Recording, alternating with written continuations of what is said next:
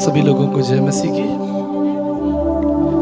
मैं सबसे पहले सृष्टिकर्ता परमेश्वर का धन्यवाद करता हूँ, जो जीवन का और भलाइयों का स्रोत है और आरंभ है, जिसने हम सबको जीवन दिया है और हम सबको ये निमंत्रण दिया है कि हम उसके पुत्र प्रभु यीशु मसीह की संगति में आए और अनंत काल के जीवन को प्राप्त करें। मैं अपने दिल की गहराई से धन्यवाद देना चाहता हूँ दौंड शहर के तमाम परमेश्वर के श्रेष्ठ दासों का, जो बीते कई सालों से परमेश्वर के महान वचन की सेवा इस शहर में कर रहे हैं। तमाम आदरणीय सुसमाचार प्रचारक जो दिन रात आत्माओं को जीतने का परिश्रम करते हैं। अगर हम तीसरा यूहन्ना उसका पहला अध्याय और उसके 4 पद को पढ़ें, यह लिखा है, मुझे इससे बढ़कर कोई आनंद नहीं कि मैं सुनूं कि मेरे लड़के, मेरे बच्चे सत्य पर चलते हैं। मेरे प्रियो, पवित्र शास्त्र बाइबल कहती है कि परमेश्वर सच्चा है और उसने हम सबको उसके पुत्र प्रभु यीशु मसीह की संगति में बुलाया है। सत्य कोई विचार नहीं है, कोई धारणा नहीं है, कोई सामाजिक परंपरा नहीं है। सत्य परमेश्वर का स्वभाव है, क्योंकि परमेश्वर स्वयं सत्य है और सत्य का दाता है वो। इसलिए संत पौलुस कहते हैं कि इससे बढ़कर और क्या उत्तम हो सकता है कि एक व्यक्ति, एक समाज, एक देश सत्य के पीछे चले। इसलिए भारतीय दर्शन के रचयिताओं ने, विशेष रूप से भारत के ऋषियों ने कहा कि ब्रह्म सत्य जगत मिथ्या, अर्थात स्वयं परमेश्वर जो है वो सत्य है और जो कुछ हमें दिख रहा है, ये संसार जो कुछ दिख रहा है, ये आभासी है, आज है कल नहीं होगा। जिन चीजों को शायद आप देखते हैं वो आज हो कल ना हो। इसे दर्शन शास्त्र कहता है, ईश्वरस्यम ज्ञानम आनंद चा विहाय अनंत सत्य नास्ति, अर्थात परमेश्वर के ज्ञान और परमेश्वर के आनंद अतिरिक्त कुछ भी सत्य नहीं। एक व्यक्ति को परमेश्वर का ज्ञान हो, इससे बड़ी कोई उसकी क्वालिफिकेशन नहीं हो सकती।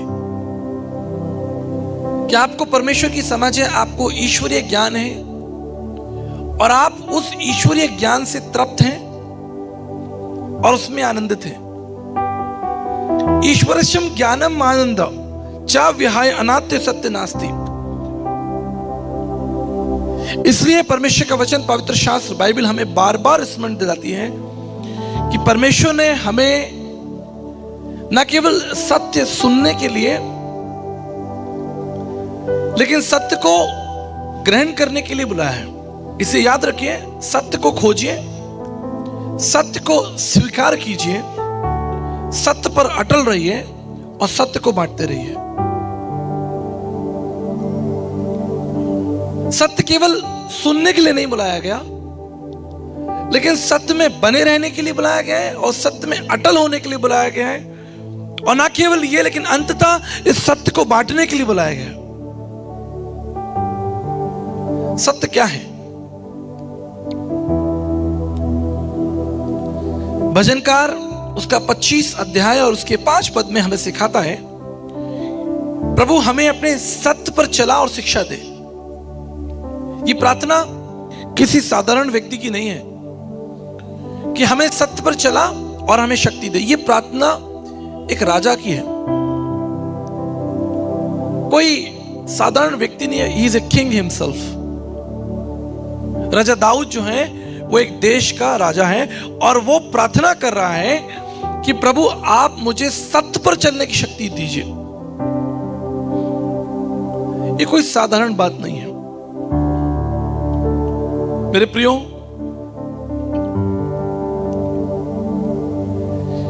जब आप इस संसार को, विशेष रूप से भौतिक जगत को देखेंगे, तो आप देखेंगे विशेष रूप से भौतिक जगत जो है वो परिवर्तनशील है। लगातार परिवर्तन हम इस संसार में देख रहे हैं। इसलिए भारत के ऋषियों ने कहा था, ब्रह्म सत्य जगत मिथ्या। जो संसार में आज दिख रहा है वो शायद कल ना हो। आपको संसार बड़ा पद, आपको प्रतिष्ठा देगा, मान सम्मान देगा आपको, लेकिन संभव है कि जब आपकी उम्र 60 साल हो जाए तो जिस ऑफिस में आप पिछले 60 साल से काम कर रहे हैं, 40 साल से काम कर रहे हैं, कल से वो दरवाजे आपके लिए बंद हो जाएंगे। भैया आप रिटायर्ड हैं, कल से मत आइए। तो जो कुछ संसार से आपको मिलेगा वो आपसे वापस ले लिया जाएगा, चाहे मान सम्मान हो, प्रतिष्ठाएं हो। जो कुछ संसार ने आपको दिया वो आपसे वापस ले लिया जाएगा, या दूसरे शब्दों में कह सकते हैं जो कुछ संसार से आपको मिलेगा सब खो जाएगा, टूट जाएगा, नष्ट हो जाएगा। मैं आपको इसका उदाहरण दे सकता हूं। आप कल्पना कीजिए कि आपको बहुत से लोगों ने आपके जन्मदिन पर उपहार दिए होंगे, आपकी मैरिज एनिवर्सरीज पर आपको उपहार दिए होंगे, कई साल पहले, 10 साल 15 साल पहले। कहां है वो उपहार आज? उसमें से कितने उपहार तो टूट गए, खो गए, नष्ट हो गए। इसलिए आज जो निमंत्रण हमें मिला है ये कोई साधारण निमंत्रण नहीं है। ये निमंत्रण सनातन काल के सत्य को जानना, उसे ग्रहण करना और उसमें अटल रहने का निमंत्रण है। तो सबसे पहले आपको क्या जानना है? आपको सबसे पहले उन विषयों पर मनन लगाना है, चिंतन करना है जो वस्तु आपको दिखाई नहीं दे रही।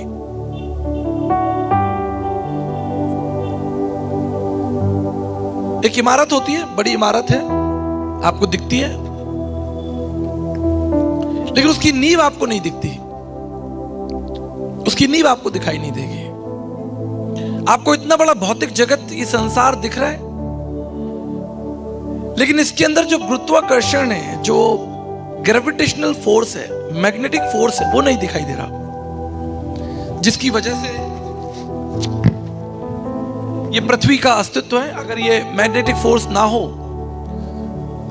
ग्रेविटेशनल फोर्स ना हो, तो सब अव्यवस्थित हो जाएगा। दिखने वाली चीजें गिर जाएंगी, बिल्डिंग्स गिर जाएंगी। क्यों? क्योंकि जो मैग्नेटिक फोर्स है, जो गुरुत्वाकर्षण है, वो खत्म हो गया। आपके अंदर आत्मा है, मेरे अंदर आत्मा है। कल्पना कीजिए कि अगर हमारे अंदर से आत्मा निकल जाए तो शरीर का क्या लाभ?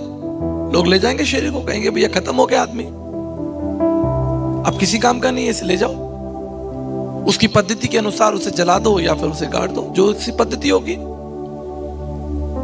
इसलिए संत पौलुस क्या कहते हैं कि पृथ्वी की नहीं लेकिन स्वर्गीय बातों पर मन लगाओ, क्योंकि जिन्होंने स्वर्गीय बातों पर मन लगाया है, चिंतन किया है, जिन्होंने स्वर्गीय बातों की तरफ बाट जोई है, उन्होंने सत्य को जान लिया है।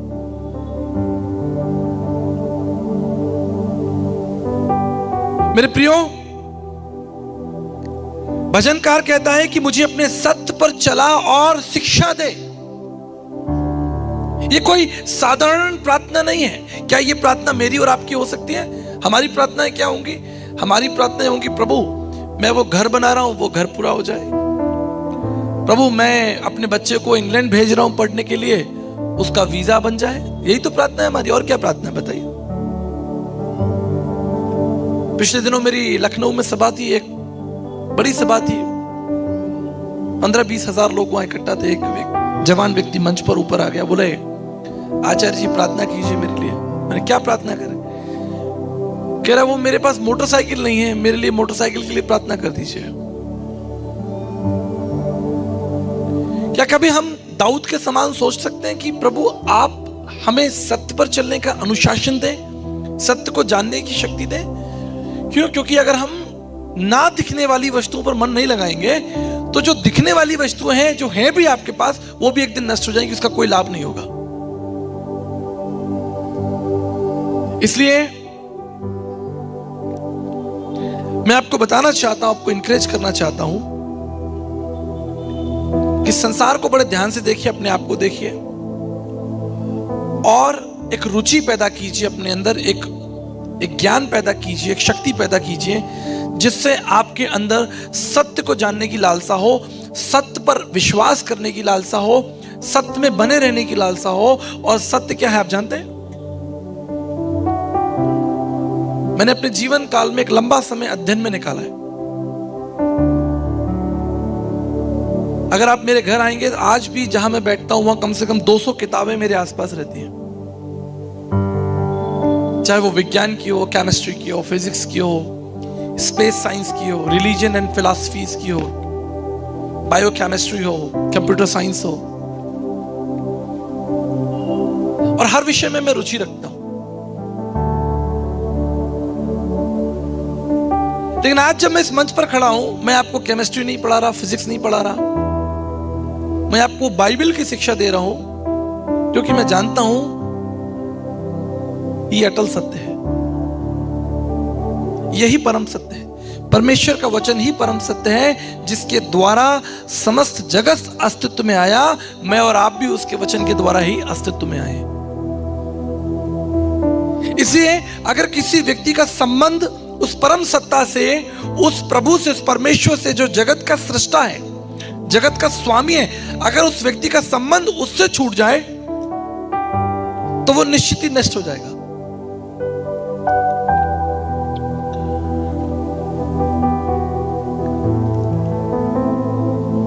याद रखिएगा, यदि आप में सत्य को खोजने की इच्छा है तो मैं इसके लिए आपको बधाई देता हूं। लेकिन यदि आपके अंदर सत्य को जानने की रुचि नहीं है, सत्य को परखने की रुचि नहीं है, या सत्य के प्रति आस्था नहीं है, तो मैं आपको एक महत्वपूर्ण बात बताना चाहता हूं। आप सत्य को नहीं खोज रहे हैं, लेकिन सत्य आपको जरूर खोज लेगा। आपके अंदर सत्य को जानने की रुचि नहीं है, लेकिन एक दिन सत्य आपके दरवाजे पर दस्तक करेगा, खटखटाएगा और वो आपको अवसर देगा कि आप उसे जान जाएं। ऐसा नहीं हो सकता कि मृत्यु से पहले, इस जगत को छोड़ने से पहले सत्य आपका सामना ना करे और आप ये कहें कि मुझे तो कभी सत्य पता ही नहीं चला, क्योंकि रुचि आपके अंदर नहीं है, लेकिन सत्य के अंदर यह रुचि है कि वो आप तक पहुंचना चाहता है। और उसका एक मूलभूत कारण है, उसका एक महत्वपूर्ण कारण मैं आपको बता देना चाहता हूं। जैसा मैंने कहा कि मैं विज्ञान में रुचि रखता हूं, तो विज्ञान में एक विषय है कि भाई ये संसार जो है वो बिग बैंग का प्रोडक्ट है। बिग बैंग समझते हैं आप? सरल भाषा में इसे मैं समझाने की कोशिश करता हूं कि ग्रह नक्षत्र आज से 13 करोड़ साल पहले, 13 करोड़ साल पहले आपस में कुछ ग्रह नक्षत्र टकराए। ये बड़ा विषय है, इसको मैं बड़े सामान्य तरीके से समझा रहा हूं, अदरवाइज ये बहुत जटिल विषय है। एस्ट्रोफिजिक्स एंड कॉस्मोलॉजी का विषय है, ये स्पेस साइंस का विषय है, बिग बैंग थ्योरी। 13 करोड़ साल पहले आपस में कुछ ग्रह नक्षत्र टकराए और उन ग्रह नक्षत्रों की टक्कर से जो केमिकल रिएक्शन हुआ उससे मनुष्य पैदा हो गया। या वो अमीबा था, मछली था, मछली जो है वो धीरे धीरे बंदर बन गया, बंदर से चिंपैंजी मनुष्य बन गया। ये एक मान्यता है विज्ञान की।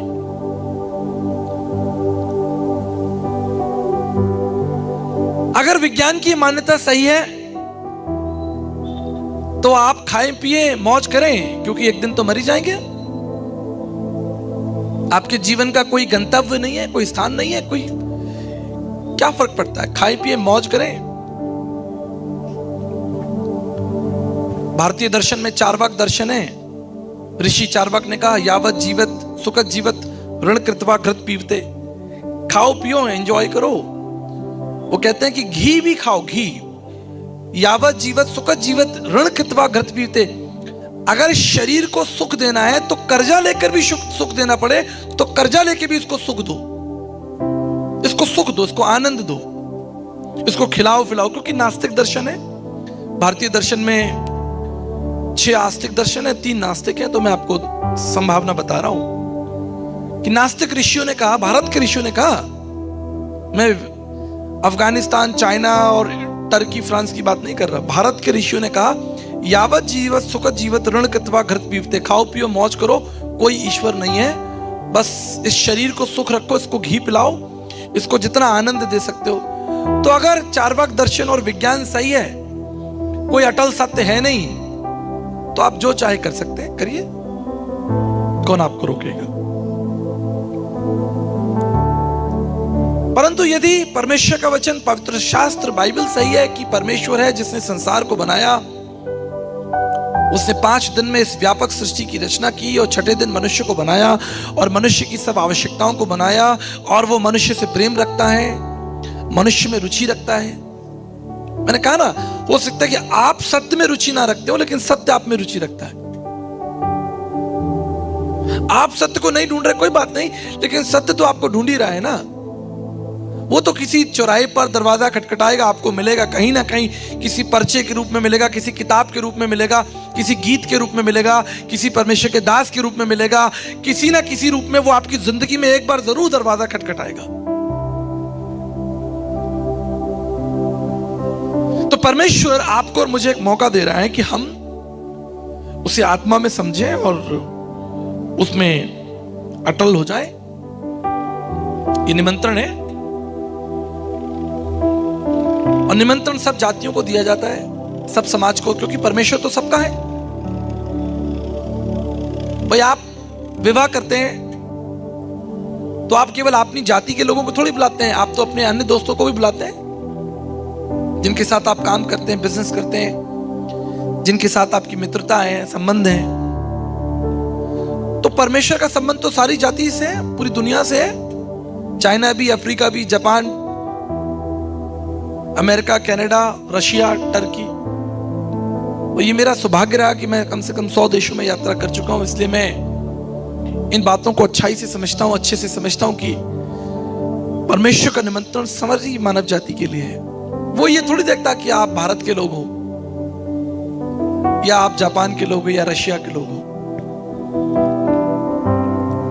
परमेश्वर ने सारी जगत को, सारे जगत को प्रेम किया। जब मैं जगत की बात कर रहा हूं तो मैं भौतिक स्थानों की बात नहीं कर रहा, ये रेखाएं जो खींच रखी है लोगों ने, देश बना रखे हैं। जगत का मतलब है संपूर्ण मानव जाति,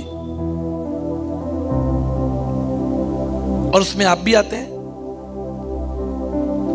इसलिए इस जगत को समझने का जो सही दृष्टिकोण है वो है परमेश्वर का वचन। यदि आपने परमेश्वर के वचन के अनुसार जगत को नहीं समझा, अपने आप को नहीं समझा, आप कोई केमिकल रिएक्शन नहीं है कि 2 ग्रहों में टक्कर हुई, चट्टानें टूटी और उसमें से कोई चीज निकली और वो आप बन गए। परमेश्वर का वचन, पवित्र शास्त्र बाइबल कहती है कि परमेश्वर ने मनुष्य को अपनी समानता और अपने स्वरूप में बनाया। वो आपकी चिंता करता है क्योंकि आप परमेश्वर की समानता में हैं।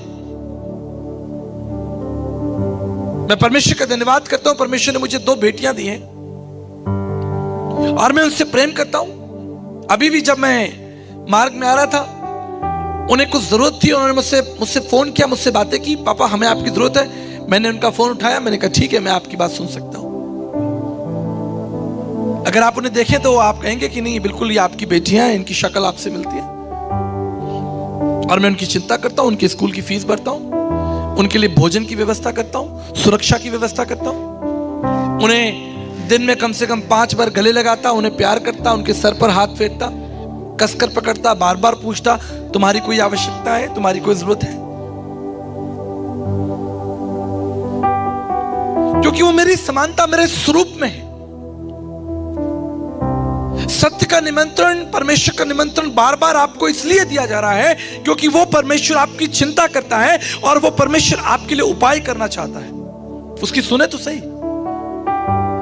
इसलिए भारतीय दर्शन में लिखा है, ईश्वरशम ज्ञानम आनंद च विहाय अनंत सत्य नास्ति।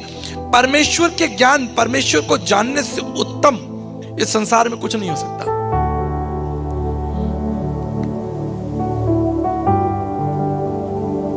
पवित्र शास्त्र बाइबल में एक बहुत सुंदर उदाहरण है। जैसा मैंने आपको कहा कि अगर आपको सत्य में रुचि नहीं है कोई बात नहीं, लेकिन सत्य को आप में रुचि है, सत्य आपके घर के दरवाजे पर पहुंच जाएगा। बाइबल कहती है कि प्रभु यीशु मसीह जक्कई के घर पहुंच गए। हालेलुया। उसका मैं तेरे घर जाऊंगा। अगर आप सत्य के प्रति थोड़ी भी रुचि प्रकट करेंगे, थोड़ी सी, तो वो सत्य अपने आप को आप पर प्रकट कर देगा। और यीशु मसीह ने कहा, वो सत्य मैं हूं। जैसा मैंने आपको कहा कि मैंने बहुत से दर्शनों का अध्ययन किया है। उसे कहा पुनरुत्थान में हूं। देखिए मेरी बात याद रखिएगा, भारतीय दर्शन के अंदर कर्मयोग का सिद्धांत है। कर्मयोग का सिद्धांत का मतलब है कि एक व्यक्ति जो बता रहा है वो चीज उसके जीवन में है कि नहीं। इससे कई बार धर्म युद्ध हो जाते हैं, सत्य के लिए धर्म युद्ध हो जाते हैं। लोग आपके ऊपर आरोप लगाएंगे, लोग आपकी निंदा करेंगे। जैसे प्रभु यीशु मसीह की निंदा की गई, प्रभु यीशु मसीह पर आरोप लगाए गए, उसे चौराहों पर खड़ा किया, उसे याजकों के फरीसियों के सामने खड़ा होना पड़ा, लेकिन वो अटल था। उसने सत्य कहा था। उसने कहा मैं पुनरुत्थान हूं, तो वो तीसरे दिन मुर्दों में से जी उठा। अटल, मैंने कहा ना आपको, अटल, सत्य अटल है, सत्य टलता नहीं। उसने अपने जीवन भर की सेवा में लोगों को सिखाया कि क्षमा कर दो। अपने अपराधियों को जो तुम्हारे विषय में बोलते हैं, तुम्हारे बारे में गलत बात करते हैं, तुम पर दोष लगाते हैं, उन्हें क्षमा कर दो। बहुत मुश्किल है, मैं आपको बताना चाहता हूं। हम प्रत्येक दिन ऐसी पीड़ा से गुजरते हैं, नहीं गुजरते? आप बताइए, आप नहीं गुजरते? प्रत्येक दिन आपको चौराहे पे खड़ा होना होता है और अपने आप को सिद्ध करना होता है कि मैं सही बोल रहा हूं। लेकिन एक बात याद रखिएगा, जब आप सत्य के मार्ग में हैं, उस अटल मार्ग में हैं, आप अकेले नहीं हैं, परमेश्वर आपके साथ है। जब यूसुफ को उसके भाइयों ने गड्ढे में डाल दिया,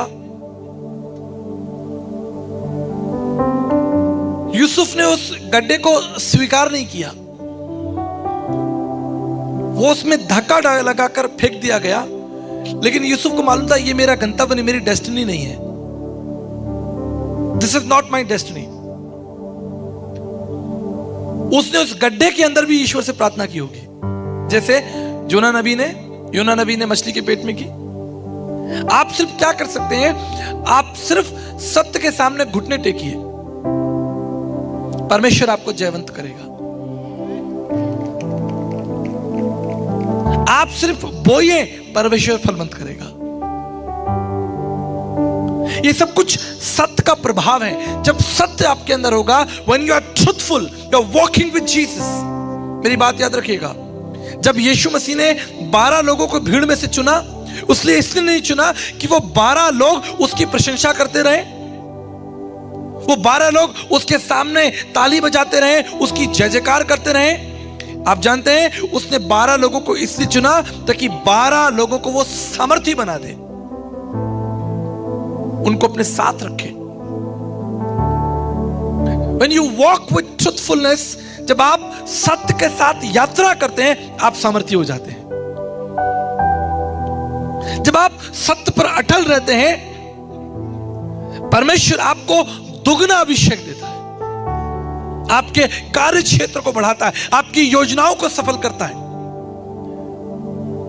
आप जानते हैं, जब हम राजा दाऊद के बारे में बात कर रहे हैं, उसने कई भजन तब लिख दिए थे जब उसकी उम्र केवल 12 साल थी। When David was just 12 year old, केवल 12 साल का था, उसने कई रचनाओं को लिख दिया। कारण एक ही था, उसने परमेश्वर को अपना सत्य स्वीकार कर लिया था। हालेलुया। लेकिन आज संसार में बहुत से लोग हैं जिन्होंने संसार को अपना सत्य बना लिया है, ज्ञान को अपना सत्य बना लिया है, धन को अपना सत्य बना लिया, योग्यताओं को अपना सत्य बना लिया, और उससे अधिक वो और सोचना नहीं चाहते, वो उसमें खुश हैं। सामाजिक दृष्टिकोण, मनुष्य के बनाए कर्मकांड, social view, political view, cultural view,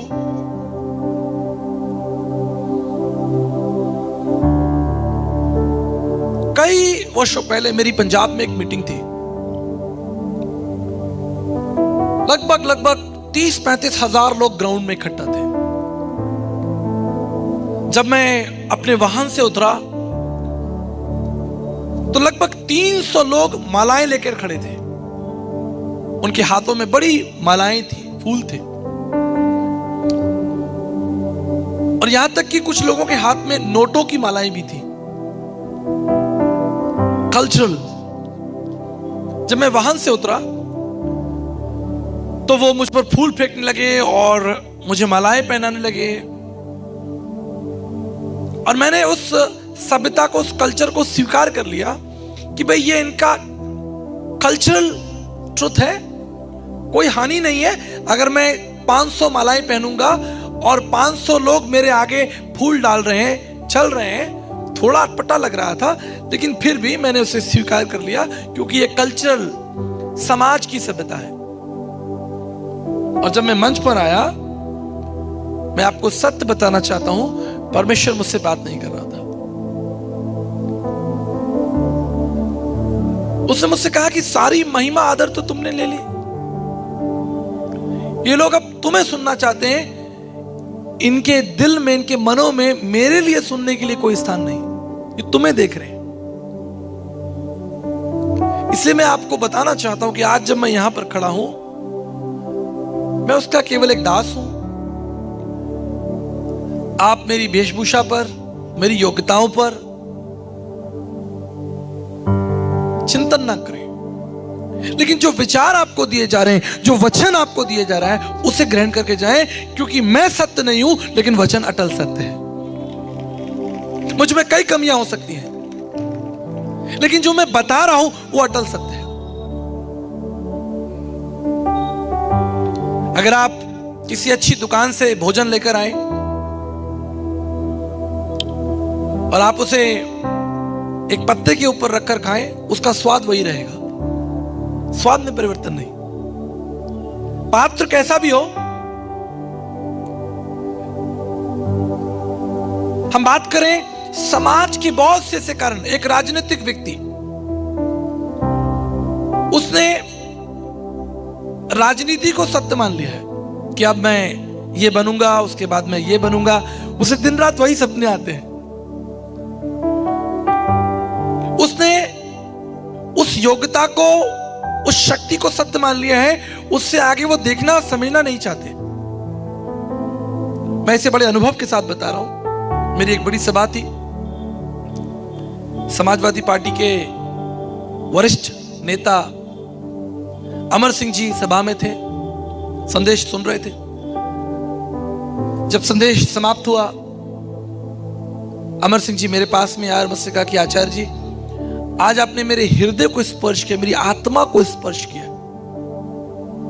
आपने ठीक कहा था कि जो योग्यताएं संसार तुम्हें देगा, पद प्रतिष्ठाएं संसार तुम्हें देगा, वो तुमसे वापस ले लिया जाएगा।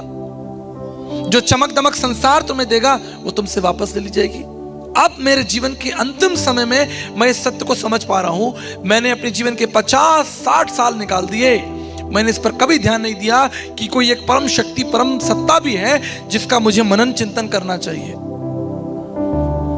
मैंने तो इस भागदौड़ को, कि मेरे पीछे 50 गाड़ियां आ रही हैं, मेरे आगे 10 गाड़ियां चल रही हैं, बड़े बड़े मंत्रालयों में मैं जा रहा हूं, बड़े बड़े निर्णय मैं ले रहा हूं, परंतु अब जब जीवन के अंतिम मोड़ पर मैं खड़ा हूं और मेरा प्राण कुछ ही क्षणों में निकल जाएगा, क्योंकि वो किडनी की समस्या से ग्रसित थे, बीमार थे, सिंगापुर में उनका इलाज चल रहा था और उसके कुछ महीनों के बाद सिंगापुर में ही उनकी मृत्यु हो गई।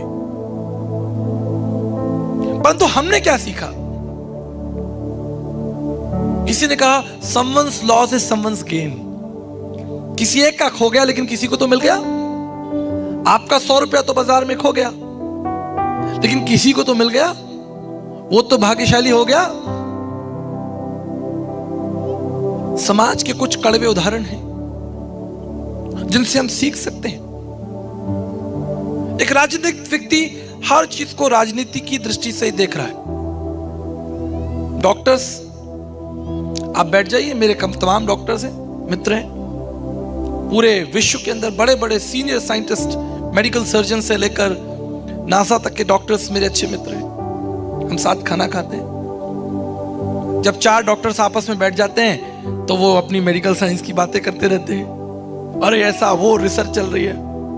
वो हर चीज को अपने मेडिकल दर्पण से ही देखते हैं। तो 2 डॉक्टर्स बैठे थे, एक व्यक्ति लंगड़ा के चल रहा था। तो एक ने कहा कि लगता है इसका दायां पैर खराब है, दूसरे का नहीं मुझे लगता है इसका बायां पैर खराब है। दोनों में बातचीत हुई, नहीं वो कहता दायां, वो कहता नहीं बायां। व्यक्ति लंगड़ा कर चल रहा था, कहा भाई उसी से पूछ लेते हैं कि आपका दायां पैर खराब है कि बायां पैर खराब। व्यक्ति बोला ना मेरा दायां पैर खराब है ना बायां पैर खराब है, मेरी तो चप्पल टूटी है, मेरी तो चप्पल टूटी है भाई। एक फिल्म स्टार,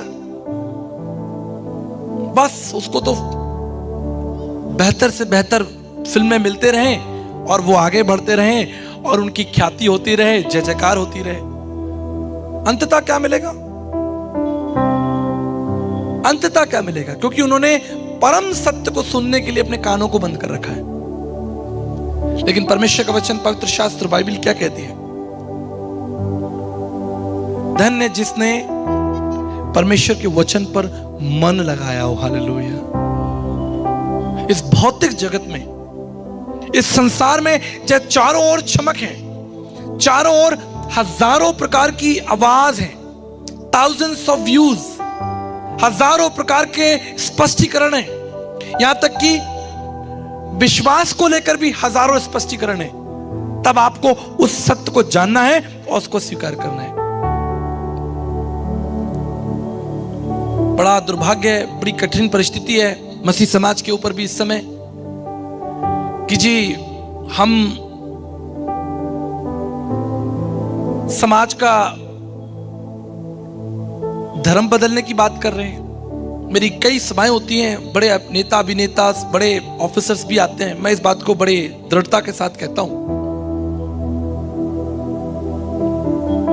प्रभु यीशु मसीह तो स्वयं यहूदी थे, लेकिन उन्होंने यहूदी सभ्यता का, यहूदी धर्म का कभी प्रचार नहीं किया।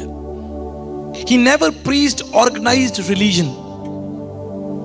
He preached peace, forgiveness, love and kingdom of God. उसने प्रेम, दया और परमेश्वर के राज और शांति के बारे में बात की।